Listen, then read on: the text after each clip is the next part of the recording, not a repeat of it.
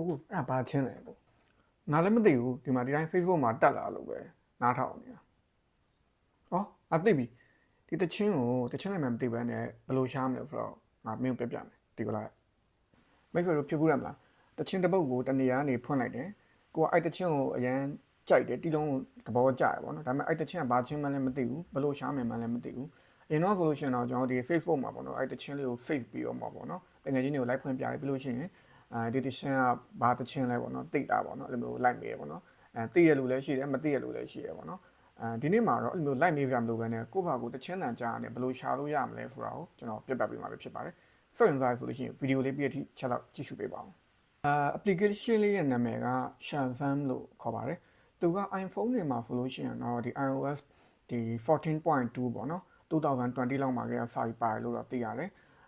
ကျွန်တော်ကတော့သိတာ2လ3လလောက်ပဲရှိအောင်မယ်အဲ့တော့မှကျွန်တော်တကယ်တမ်းပြောလို့ဒီလိုရှာလို့ရတယ်လေလို့တချင်းနေရပါတော့အဲ့တော့မှဟာဟုတ်လားဆိုတော့မှရှာကြည့်နဲ့ကျွန်တော်သိသွားလို့ဒီဟာလေးကိုပြန်ပြီး share လုပ်ပေးခြင်းပဲဖြစ်ပါတယ်Android တွေမှာလည်းသူကဒီ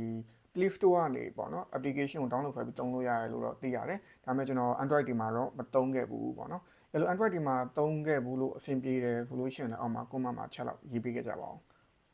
အခုကျွန်တော်ဒီ Shazam application လေးကိုဘယ်လိုသုံးရမလဲဆိုတာကိုကျွန်တော်တစ်ချက်ပြောပြပေးပါမယ် control center တွေကိုတွားပါမယ်ပထမဆုံးတွားပြီးသွားပြီဆိုလို့ရှိရင်အောက်မှာပေါ့နော်လွတ်တဲ့နေရာတစ်နေရာကိုဖိထားပါမယ်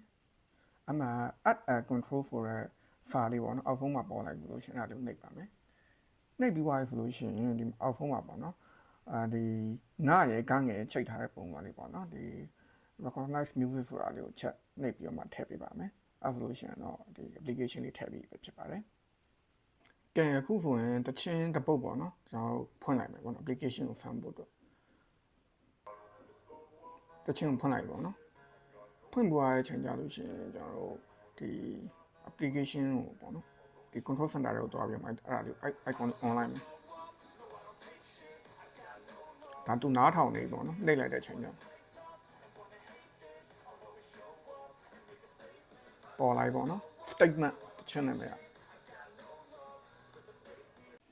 ကဲအခုလောက်ဆိုရင်တော့ကျွန်တော်တို့ဒီတချင်းတစ်ပုတ်ကိုတချင်းနာမည်မသိဘဲနဲ့ဘယ်လိုရှားမလဲဆိုတာကိုသိရှိကြတော့ပြီလို့ထင်ပါတယ်ဗီဒီယိုကြည့်ရှုပေးတဲ့အတွက်ကျေးဇူးအများကြီးတင်ပါတယ်နောက်ထပ်ဗီဒီယိုတွေမှာပြန်တွေ့ပါမယ် bye bye